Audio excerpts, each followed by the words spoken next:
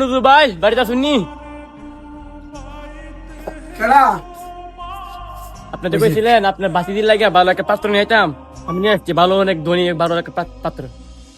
ঠিক আছে, আমি তো ওই যে উঠোনে চেয়ার আর টেবিল দিছি, আপনার ওইখানে গিয়ে বসেন, আমি মেয়ে নিয়ে আসতেছি।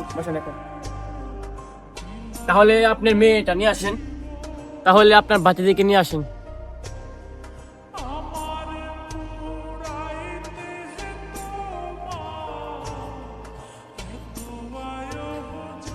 আপনাদের মেয়েদের কোনো প্রশ্ন থাকলে জিজ্ঞাসা করতে পারে। তোমার পড়ালেখা কত দূর করছো? এই গতবার ইন্টারমিডিয়েট পরীক্ষা দিছে কোটাদি সরকারি কলেজ থেকে। আপনি তো মেয়ে চাচা, ছেলের কাছে কোনো প্রশ্ন থাকলে বলতে পারেন। বাবা, পড়াশোনা কত দূর করছো? ঢাকা বিশ্ববিদ্যালয় থেকে বাংলাতে অনার্স করছি, এখন বর্তমানে ঢাকায় ব্যবসা করতেছি। তাহলে মেয়ের ঘুমটাটা হলেন একটু দেখি। জানি মেয়ের বাবা মা নাই, আপনি তারে বড় করছেন, তাদের একটা আবদার ছিল, কি আবদার? ছেলের একটা বাইক লাগবে।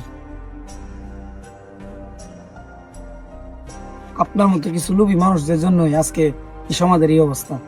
জায়গায় জায়গায় প্রত্যেকটা বাড়ি বাড়িতে বিয়ে দিতে হলে যৌতুক লাগে। যৌতুক লাগবে কেন? আপনার দিকে কোনো কিছুর অভাব আছে নাকি? আপনারা তো ছেলে তো প্রতিষ্ঠিত, ভালো একটা ভার্সিটিতে পড়াশোনা করেছেন, তাহলে যৌতুক লাগবে কেন? এই প্রথা থেকে বেরিয়ে আসতে পারেন না? যৌতুক নেওয়া তো হারাম, এটা জানেন না? ইসলাম ধর্মের একটা লোক হয়ে আপনি এই কথাটা জানেন না, জানলেও কিন্তু আপনারা মানতেছেন না।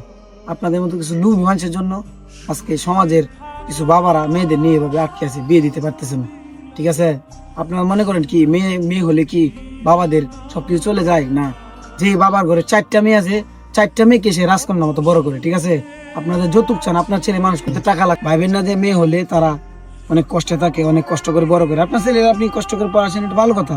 আর মেয়ে কেউ তো সে কষ্ট করে বড় করছে, বড় করে নাই, করছে। অতএব যৌতুক থেকে বেরিয়ে আসেন এবং একটু মানুষ হওয়ার চেষ্টা করেন। যান, আপনাদের কাছে আমার মেয়ে বিয়ে দেবো না। ধন্যবাদ।